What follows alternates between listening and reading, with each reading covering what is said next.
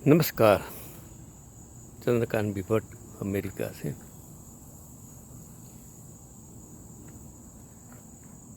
भारत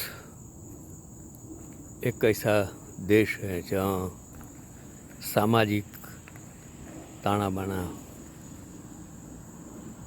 और वो रीति रिवाज त्यौहार कुछ न कुछ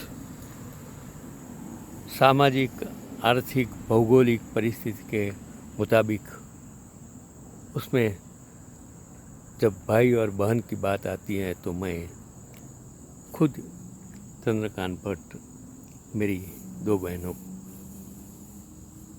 को याद करके आज ये रक्षाबंधन का त्यौहार क्यों है उसकी बात करता हूँ।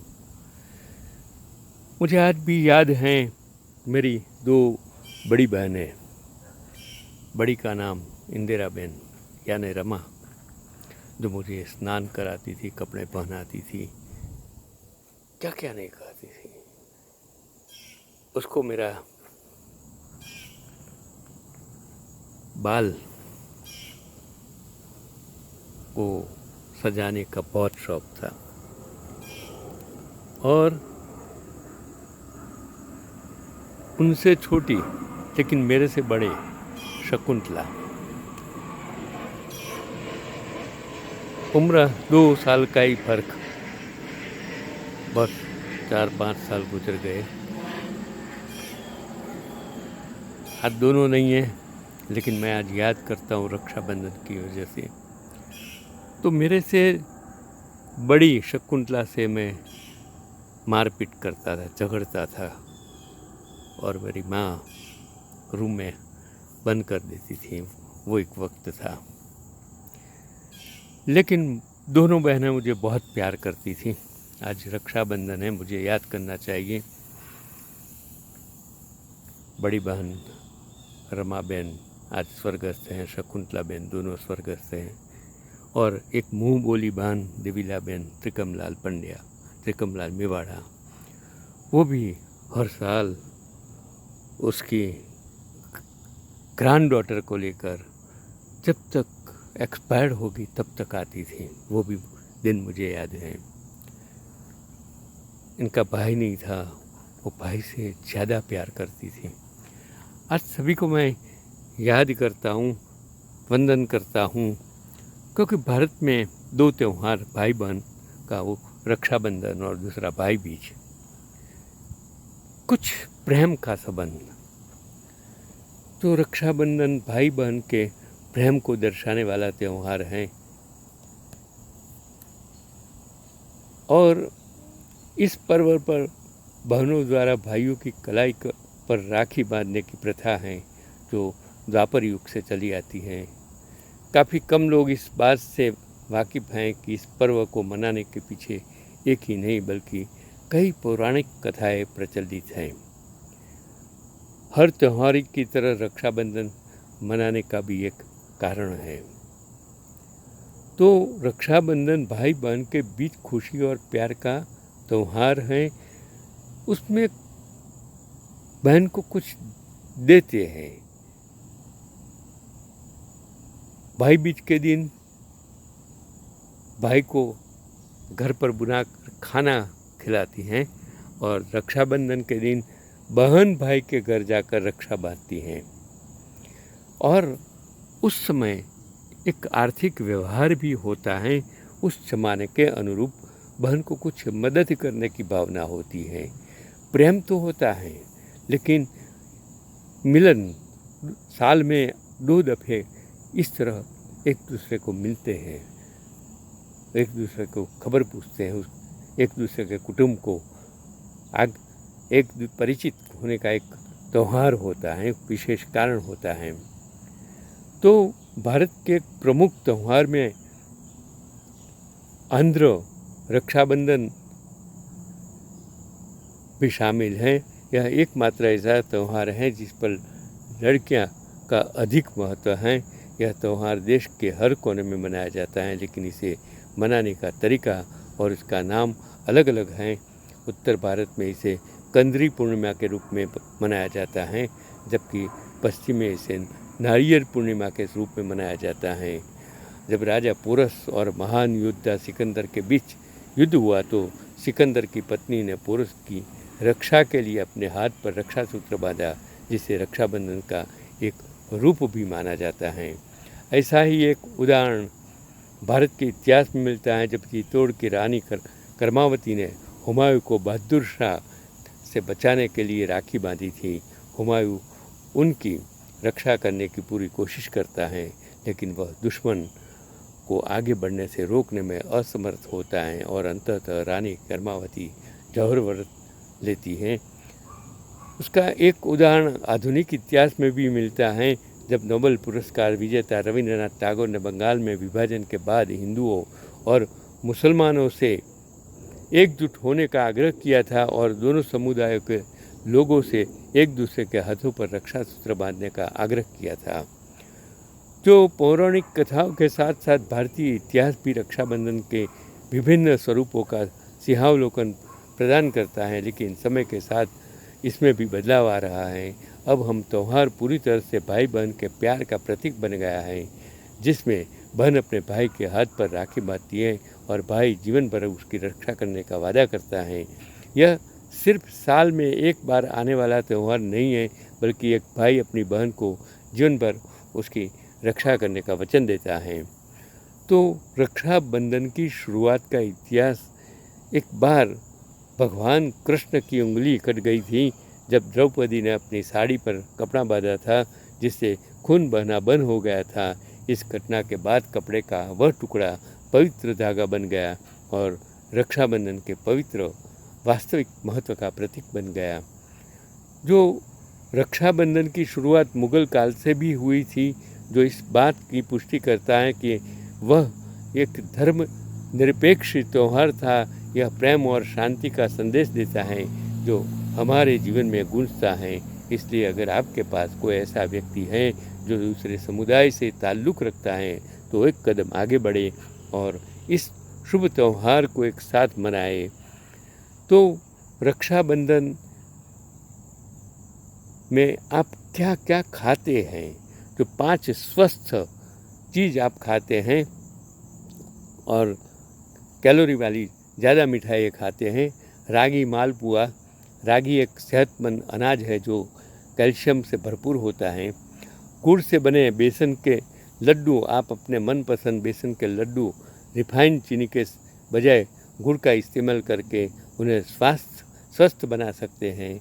ओट्स और नारियल के लड्डू। खजूर का केक रक्षाबंधन पर सबसे बेहतरीन पारंपरिक खाद्य पदार्थों में से एक है। बर्फ़ी। मशहूर काजू कतरी से लेकर आम मावा बर्फ़ी तक आप इस मिठाई को कई अलग अलग स्वादों में बना सकते हैं और खा सकते हैं और एक दूसरे को दे सकते हैं। यह एक फर्ज जैसी मिठाई है, जिसे गाढ़े दूध, चीनी और पिस्ता, बादाम, नारियल पाउडर आदि जैसे मेवों से बनाया जाता है। तो ये आप उस वक्त बहन भाई के लिए क्या लेकर आती है, वो भी एक हेल्थ के लिए जो एक परंपरा बनाई गई है, उसकी मैंने बात की ही। तो युद्ध में पांडवों की जीत को सुनिश्चित करने के लिए भगवान श्री कृष्ण ने युधिष्ठिर को सेना की रक्षा के लिए राखी का त्यौहार मनाने का सुझाव दिया था। वही अभिमन्यु युद्ध में विजयी हो, इसके लिए उनकी दादी माता कुंती ने भी उनके हाथ पर रक्षा सूत्र बांध कर भेजा था। रक्षाबंधन में भगवान कृष्ण ने युधिष्ठिर को पांडवों की जीत सुनिश्चित करने और सेना की रक्षा करने के लिए यह त्यौहार मनाने का सुझाव दिया था। मैं जो बात करता हूँ वो अलग अलग कहानियाँ हैं, अलग अलग कारणों उसको किस तरह मनाया जाता था उसकी मैं बात करता हूँ। इसके अलावा अभिमन्यु की विजय के लिए माता कुंती ने उनके हाथों में रक्षा सूत्र बांधा था।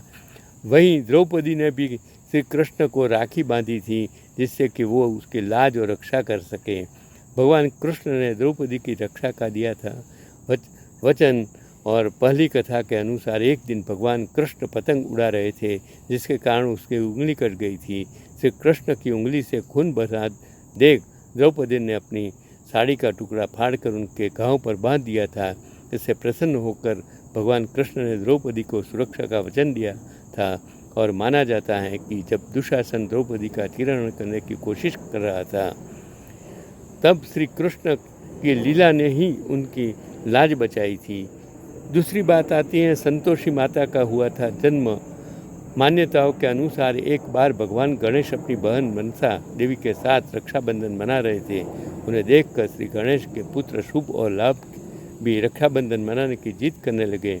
अपने पुत्र की इच्छा को पूरा करने के लिए भगवान गणेश ने ध्यान लगाया और अग्निदेव की पूजा की, जिसके जरिए संतोषी माता का जन्म हुआ था।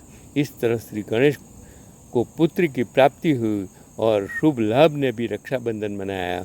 देवी यमुना ने भाई यम को बांधी थी राखी। हिंदू धर्म के अनुसार यमराज को मृत्यु का देवता माना जाता है और देवी यमुना उनकी बहन है। ये दोनों एक दूसरे से 12 साल से नहीं मिले थे। इस कारण देवी यमुना उदास थी और अपने भाई को बहुत याद करती थी। यह देखकर देवी गंगा ने यमदेव को अपनी बहन से मिलने जाने का सुझाव दिया था। यमदेव ने आगमन के बारे में सुनकर देवी यमुना ने कई स्वादिष्ट व्यंजन बनाए, उनकी कलाई पर राखी बांधी। फिर एक और कहानी कि देवी लक्ष्मी ने राजा बलि को राखी बांधकर मनाया था रक्षाबंधन। और विष्णु पुराण के अनुसार राजा बलि ने भगवान विष्णु से अपनी सुरक्षा की विनती की थी, जिसके बाद वह उनके द्वारपाल बन गए थे। यह सुनकर देवी लक्ष्मी बलि के दरबार में गई और उनसे आश्रय मांगा, जिसके लिए वह मान गए। उनका धन्यवाद करने के लिए देवी लक्ष्मी ने बलि को राखी बांधी थी और बेट में भगवान विष्णु को लौटाने को कहा था। और एक कहानी कि इंद्राणी ने अपने पति इंद्र को पहनाई थी राखी। काफ़ी कम लोग यह जानते हैं कि सबसे पहले राखी इंद्राणी ने अपने पति इंद्रदेव को बांधी थी। जब देव को और असुरों के बीच युद्ध हो रहा था तब असुर देव पर भारी पड़ रहे थे। यह देखकर देवराज इंद्र घबराकर ऋषि बृहस्पति के पास गए थे। इसके बाद ऋषि बृहस्पति के सुझाव पर देवी शुचि इंद्राणी ने मंत्रों की शक्ति से पवित्र किया हुआ एक रेशम का धागा अपने पति के हाथ पर बांधा था। काफ़ी कम लोग यह बात जानते हैं कि सबसे पहले राखी इंद्राणी ने अपने पति इंद्रदेव को बांधी थी जब देवों और असुरों के बीच युद्ध हो रहा था। तो ये जो कहानियाँ अलग अलग मैंने आप तक प्रस्तुत की, कहानियाँ कोई भी हो,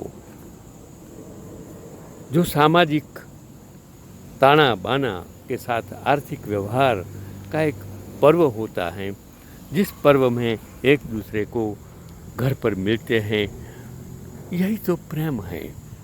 मैं अपनी दोनों बहन को इतना प्रेम आज भी करता हूँ।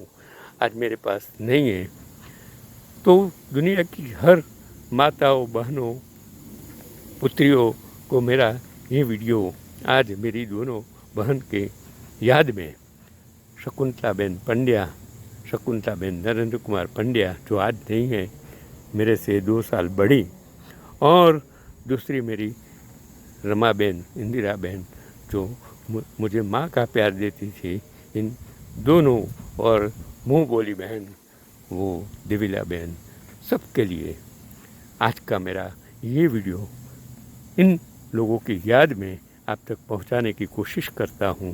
रक्षाबंधन का त्यौहार आप सभी को मुबारक।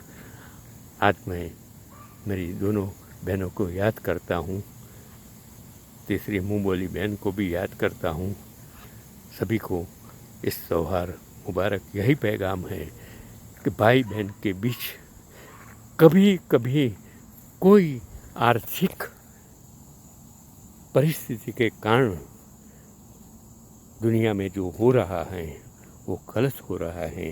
सिर्फ एक प्रेम है, जिस माँ बाप के पेट से आप जन्म लेते हो, वो बंधन, वो लहू का संबंध, भाई भाई का, भाई बहन का, बहन भाई का, ये बना रहे और हर कुटुंब वसुधैव कुटुंब की भावना से रहे। और मैं अपने आप को सौभाग्यशाली समझता हूँ कि आज मैं अपने बेटों के साथ रह सकता हूँ। सभी को फिर से रक्षाबंधन का त्यौहार और मेरा ये वीडियो आज का मेरी दोनों बहन को समर्पित करता हूँ। नमस्कार, चंद्रकांत बी भट्ट, अमेरिका से। હવે થઈ બોલો હવે ચંદ્રકાંતભાઈને. ચંદ્રકાંતભાઈ, હું વિશેષ ઘેર આવી ગઈ છું અને મારા હસબન્ડનો પંડ્યા પંડ્યા. હા, અને બલૂન બી બધા આવી ગયા છે ને? હા, બધા કયા કલરના બલૂન છે? લાલ, કેસરી. બીજું તને શું યાદ છે ચંદ્રકાંતભાઈ જોડે? શું કર બીજું શું યાદ છે? તમે લોકો કઠલાલ જોડે રહેતા હતા? કે હવે બાય કહીને જય માદે કહી દે. બાય, જય માદે. Very good.